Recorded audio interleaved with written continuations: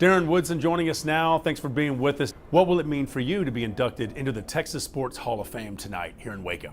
Well, I was actually up at ESPN about to walk on the Sports Center set, and Mr. Black called and said that they were going to induct me into the Texas Hall of Fame, and I almost got emotional thinking about it because I've known so many guys that have gone in before me, whether it be the Troy Aikmans and Michael Irvins, my teammates, former teammates, but so many great players outside of just the Cowboys had gone in, whether it be coaches and volleyball players or whatnot, names that I've known forever. Nancy Lieberman being one. I've known so many names before that have gone in, and just to understand the class that I'm going in with, it was an honor. It was I can't even explain to you how I felt that day.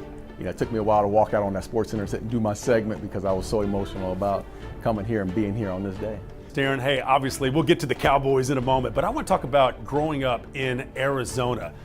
Raised in Phoenix, played in Tempe at Arizona State. I mean, you're used to the hot, sunny weather, aren't you? High school days, it's crazy because I played with some good football players. Felipe Sparks, who was, we call him the father of Jordan Sparks now, who's a singer, a national singer. But Felipe and I went to high school together, ended up going to college together, and both of us ended up getting drafted 3 picks away from each other. I went to the Cowboys, he went to the New York Giants. So known Felipe for a long time, but great coaches that I had, Buck Hall being one, Tom Tucker another, coming in through high school. Guys those two taught me how to be on time. I learned that at an early age. If you want to be late, continue to run those gassers, those 100s, and we'll fix that time schedule. So those two, and then when I got into college, I think the man that really changed my life was Lovie Smith. He was my defensive back coach / linebacker coach at Arizona State. Showed me what it took to be a man. I mean, a real man.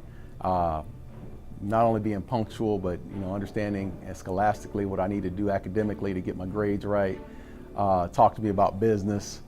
Made me go do speeches, which I really think helped me out in my time after football as far as being in front of the camera. I used to have to go get speeches and stand up in front of 8th graders throughout the city of Tempe and in Phoenix, Arizona. So, Lovie Smith taught me a lot about just how to be a man. And then when I got into the NFL, just great coaches that I had, Mike Zimmers, the Dave Campos, Jimmy Johnson, Bill Parcells, so many great men that really established me as a good football player. They taught me the ins and outs.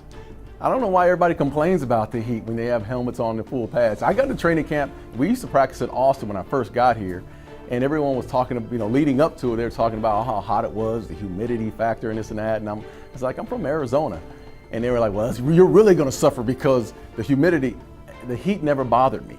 Now let me tell you about going to Green Bay. Going to Green Bay when it's 5 degrees or below freezing out there, that's when it bothered me. But the heat itself, I love playing in the heat. It never, even going to Florida or going back to Arizona, that's when I felt my best, is when it was a hot, sunny day. Darren, you played in 3 Super Bowls. I know also 5 Pro Bowls, but there's something special about winning a championship, not to mention 3 times with America's team. There's so much hype about America's team and the Dallas Cowboys, but my thinking was always, what I miss about that was the locker room. It wasn't so much the games. I remember some parts of the games, but I really remember the locker room atmosphere, whether it be at Valley Ranch in Dallas, Texas, right in Irving, Texas, or it be, at Texas Stadium getting ready for the games. There's something about being around your teammates. There's something about working for the ultimate goal, which started in March as far as off-season program, and then working itself all the way up until September to the first kickoff. And that's what made it special. Those are the memories that I hold dear to me. It's not the 3 Super Bowls, it's not the Pro Bowls and all the accolades. It's those relationships that we had and we formed and we bonded together. And a lot of the guys that I played with, especially on those Super Bowl teams, we still hang together, we still go out to dinner together, we still have these relationships. Our kids are friends now, so we're all old men, but at the same time, those relationships have really grown over the years. Darren, you earned the reputation of being a hard hitter. You were a captain for the Cowboys, 13 seasons with Dallas. What are your memories of playing for the boys? It's still an alpha dog mentality. When I first got to the Cowboys, we had a lot of guys, the Ken Nortons and the James Washingtons, the Thomas Everetts, a lot of great leaders in the secondary. And I think those guys showed me how to become a leader at that level. And it took me 2 years in the league to be the captain of the defense. And once I, established that, it became natural. In college, in high school, I was always the captain. In college, it was natural for me to be the captain in 3 straight years. And then getting into the pros, it just felt normal. And when you're the leader, as far as not only the leader, but you're the guy that's the quarterback of the defense, getting guys lined up, getting the linebackers in the right position, getting your 3 technique to move over or whatnot, it's just a part of it. And you become an extension of the coaching staff. And I think that's the reason I still have those strong relationships with Dave Campbell and Mike Zimmer and Parcells and those Coach Chan Galey's, because they expected me to be their extension out on the football field, and I did my part. Looking at some of your stats, 23 interceptions, 1,350 tackles, the most in Cowboys franchise history at the time of the retirement in 2004. What did that mean to you to have those kind of numbers, knowing that the Dallas Cowboys have had a lot of good defenses through the years? I wish I had more interceptions than tackles. I can tell you that. My body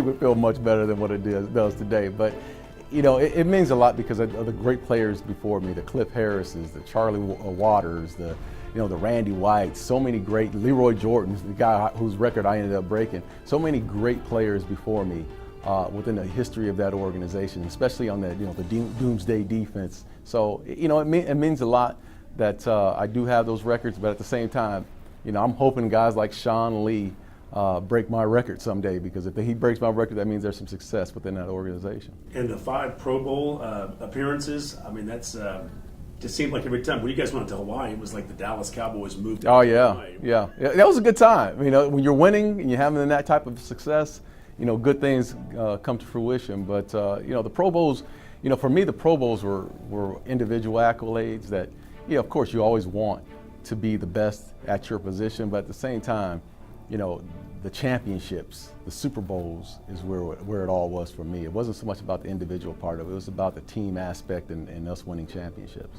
Being inducted into the Cowboys Ring of Honor at AT&T Stadium November 1st, 2015, What was that like? A lot of friends coming back. A lot of great players that are already in the Hall of Fame or in Ring of Honor and in the Hall of Fame coming back to see me on that day. Great friends that I played with. All the defensive backs throughout the years that I played with that were teammates came back to see me. Some of the linebackers. So it was special on that day. My family was there. I think there's something that really, when you look at that day, when I think about that day, the one memory that I have is that my son, my youngest, was sitting there, and at 15 years old, he was looking up at the rafters, and he said, "They'll never take that name down." I said, that's what it really stuck. And I thought, yeah, you're right. That name will always be up there in that stadium as long as it stands. Darren, we know you're doing a lot of work at ESPN as an analyst. You're doing a great job, as we all know.